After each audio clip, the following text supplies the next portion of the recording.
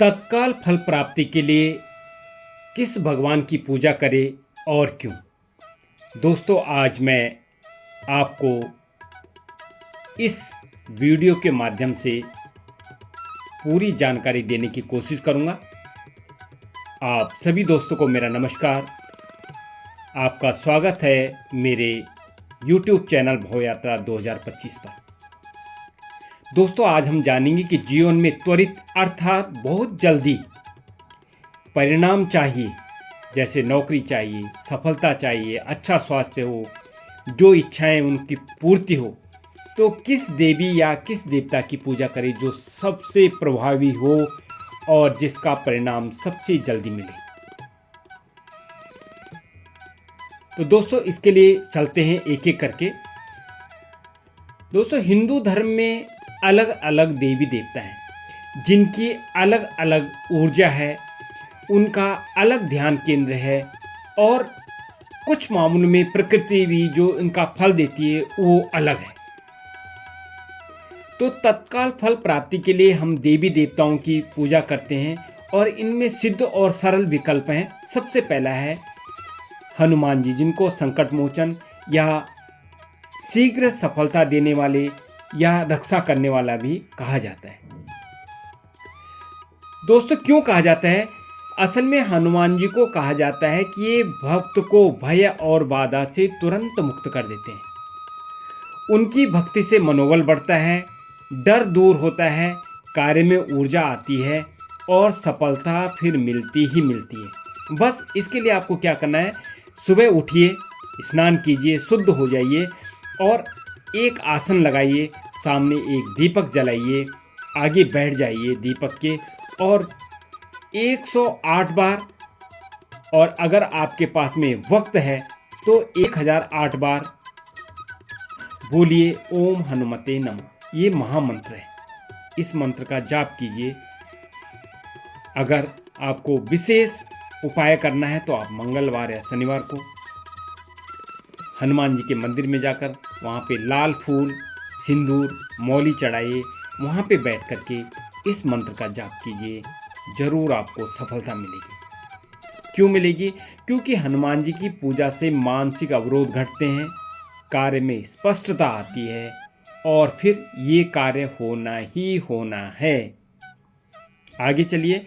माता सप्तऋषि या सप्तमातृका भी कहते हैं, यह भी त्वरित सफलता और बाधा त्याग के लिए है। तो क्यों है?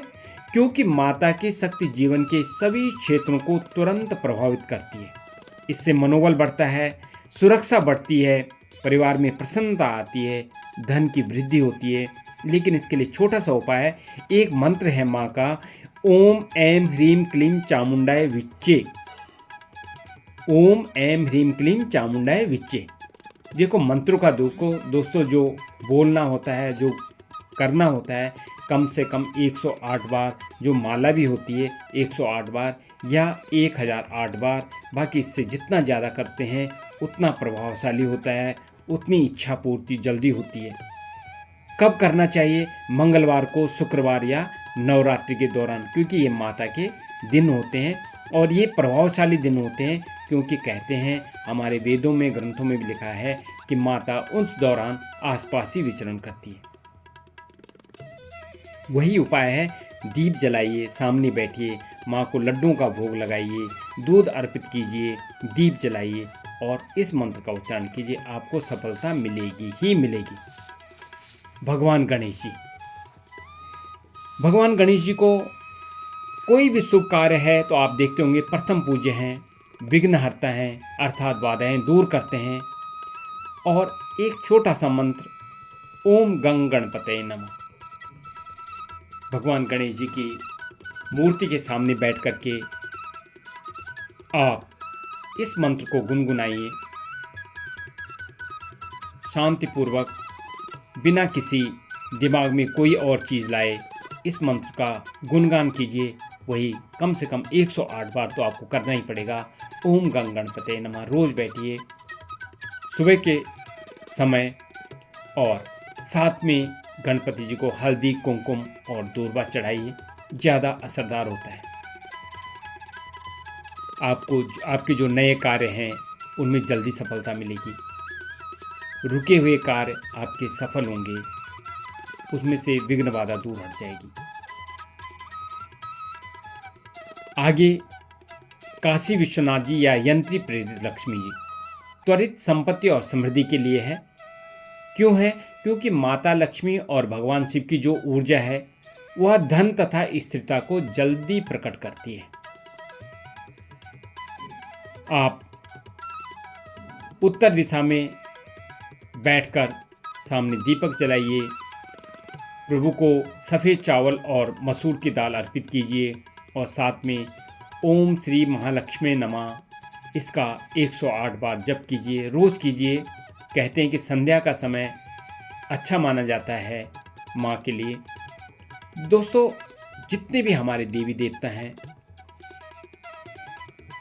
ये मानसिक शक्ति प्रदान करते हैं, एकाग्रता प्रदान करते हैं, मन में विश्वास भरते हैं। जो भय है कम होता है, उत्साह बढ़ता है और जो आपका लक्ष्य है, जिस काम को आप करना चाहते हैं वो आपको स्पष्ट दिखाई देने लगता है। यह एक मनोवैज्ञानिक कारण है। इसमें ऊर्जा मिलेगी आपको, आपका जो धैर्य है वो उसका समन्वय बनेगा।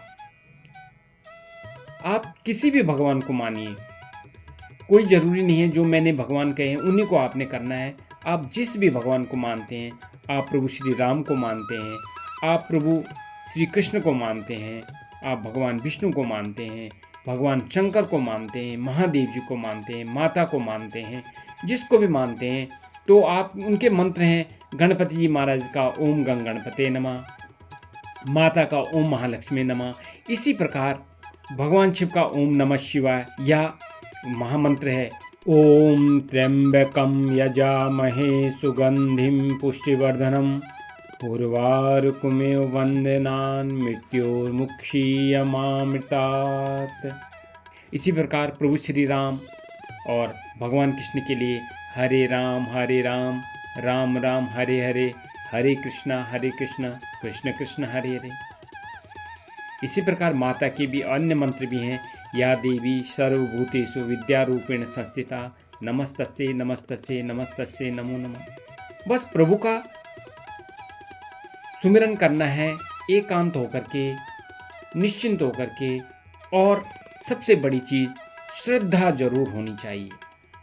अगर श्रद्धा नहीं है तो फिर ये मंत्र जाप करना या भगवान की पूजा करना निरर्थक ही है। ये पूजा उपासना तभी फल देती जब आप में विश्वास होता है, जब आपके साथ में अनुशासन है और आप कर्म के साथ होते हैं।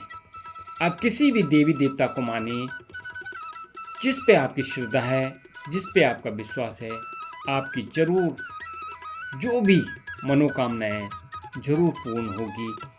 यह 100% सत्य है।